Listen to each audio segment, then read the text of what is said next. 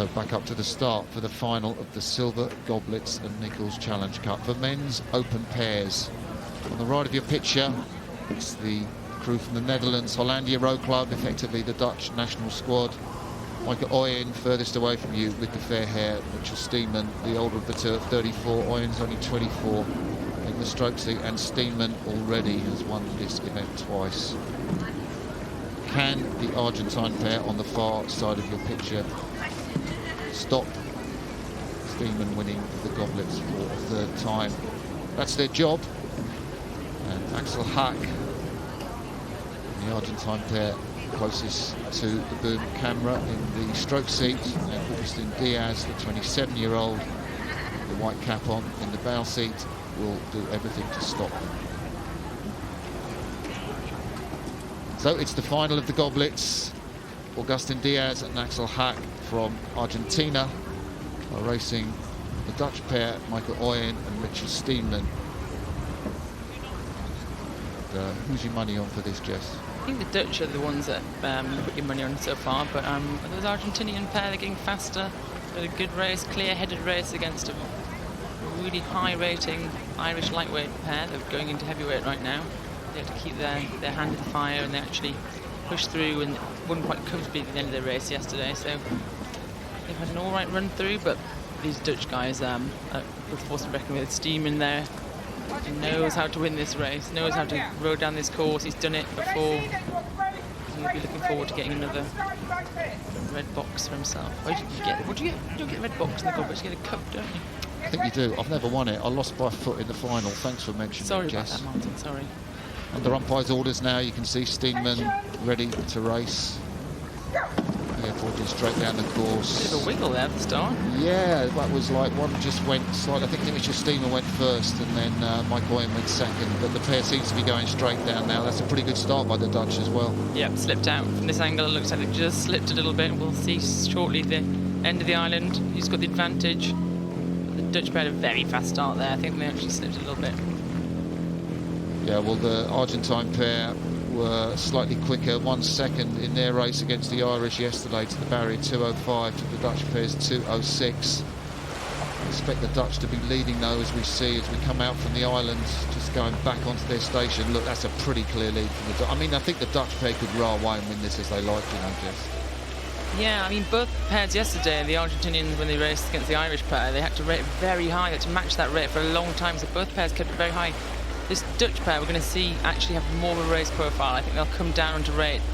Long, tall guys. I think they'll bring that rate down, and this is the chance for them to hit their rhythm and move away now. This transition part of the race, Martin, they've just sprinted off the start. How well can you hold on to that pace you've just injected into the boat? Well, of course, that's what Kiwi pair Hamish Bond and Eric Murray did so well. They weren't so fast off the start, but they transitioned through 350, sort of 400 metres, and they just kept exactly the same speed. Of course, Murray and Bonds, the pair, won 2 Olympic gold medals in that event, in London 2012 and Rio 2016. Also won this event, the Goblets, as has the stroke man, the man closest to you in the Netherlands pair, Mitchell Steenman. He won with Royal Brass back in 2016 in the Rio year, and he also won with Julien Bahrain, the joint French and Canadian nationality holder.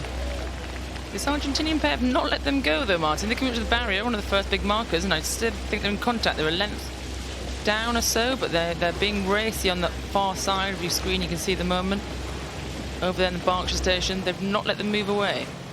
Yeah, well, there's me saying the Dutch are going to win and row away as they like, and the Argentine, a high-rating pair, but you do see a lot of high-rating pairs. I saw Hill and Booth in terms of the Australians that won in Poznan. I mean, they went over at 39, nearly 40 strokes a minute. So you do see that in pairs now. O'Donovan and Driscoll that the Argentines beat yesterday, they really like to rate high. They went over at 43 when they won the World Lightweights back in Sarasota in 2017. A little more conservative rate from the Dutch crew on the left of your picture, who do hold the race lead, but the Argentines aren't out of it yet. They're coming right back into it here, and this angle kind of shows us, I think both bows are fairly level here. We'll see a side shot in a second, but that's some great racing in that second quarter of the race. We're talking about the transition. Who loses the least amount of speed? That's what rowing's about. We're getting our boat up to speed. You're probably all hitting top speed of 15, 12 strokes into the race. who loses the least amount of speed. That's the rowing race. Well, the Argentines have got international form. They raced in Poznan, you know, just over off the plane from Buenos Aires. They were 16th there. They lost in the C final to the Canadians, a British pair of Boulding and Johnson, and the Germans, decent German pair of Lesker and Braun. But really, I think the Dutch should stamp their authority on it. Mitchell Steenman, a veteran of 2 Olympics, also won a bronze medal with Rohir Blink in 2013 in Chongju in the pair, I seem to remember. So he's such an experienced guy in the pair. You wouldn't expect the Dutch pair to really be bothered by the Argentine, but there we go. I think Argentina almost coming through to take the lead by that gantry shot at the halfway point. Yeah, we looked at the form book when we sit at the start line and have a look at this race, but do you know what? The Argentinians are throwing that form book out the window, and they've actually come right back into this race, and I think their bow ball is slightly ahead here. But they put the Dutch into pressure. Can they crack them? Well, I think when you put Mitchell Steenman under pressure, the question is, does he hold his length? Does he hold his technique? The 34-year-old in the stroke seat of the Dutch pair through the middle will be slightly perturbed by the fact the Argentines have come through.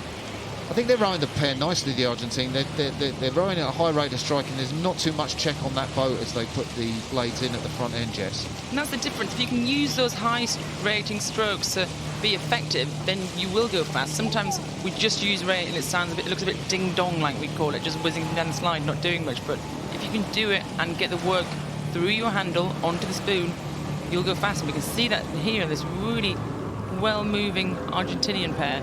I think we've just got their bow ball ahead. Great racing. So it's the final of the Silver Goblets and Nickalls Challenge Cup you're watching on this presentation, and on the left of your picture, the crew from the Netherlands national squad, Michael Oyen and Mitchell Steenman, and they are struggling at the moment through the middle of this race. The Argentine, the high-rating pair, beat the Irish yesterday in quite a tight race. They were down at the barrier, came through to beat the Irish, and at the moment this is an upset. Oh, what a feeling. Look, they've just cracked them. They've gone to clear water.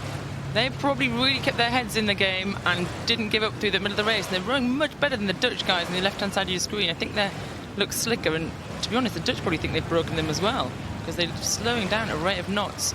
Some great pairs rowing here by this Argentinian pair. Centimetre by centimetre, the Argentine underdogs are pulling away the men from Buenos Aires. They're here to race in the World Cup season. They raced in World Cup 2 in Poznan. They're racing in Rotterdam.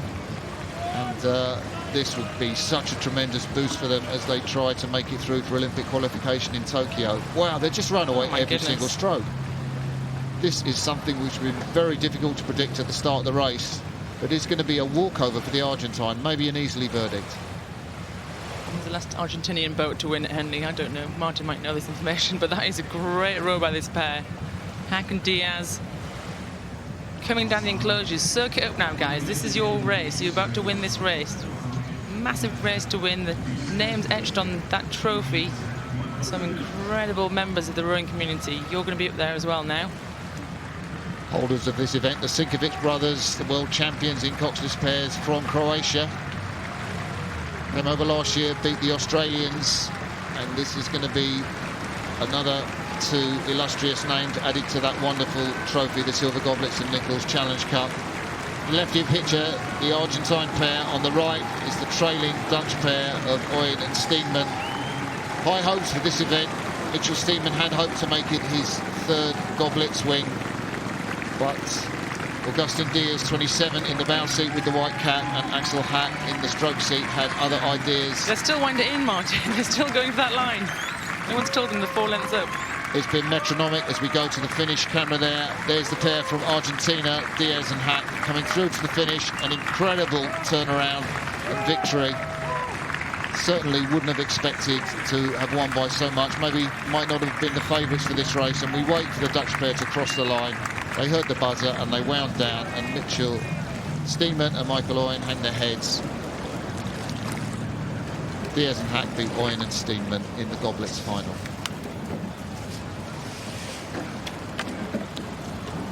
So, shows you what these rowing commentators know, because I had the Dutch winning easily after about 400 or 500 metres. We saw the start of the race, and the Dutch had such a great start. They looked smooth and fluid, and then they seemed to tie up through the middle of the race, Jess. Yeah, they had that fluidity, they had that long length, and we said they transitioned quite well, but the Argentinians didn't come off pace. And we were saying that their boat didn't slow down. They kept in the race, and I think they put these Dutch guys under pressure.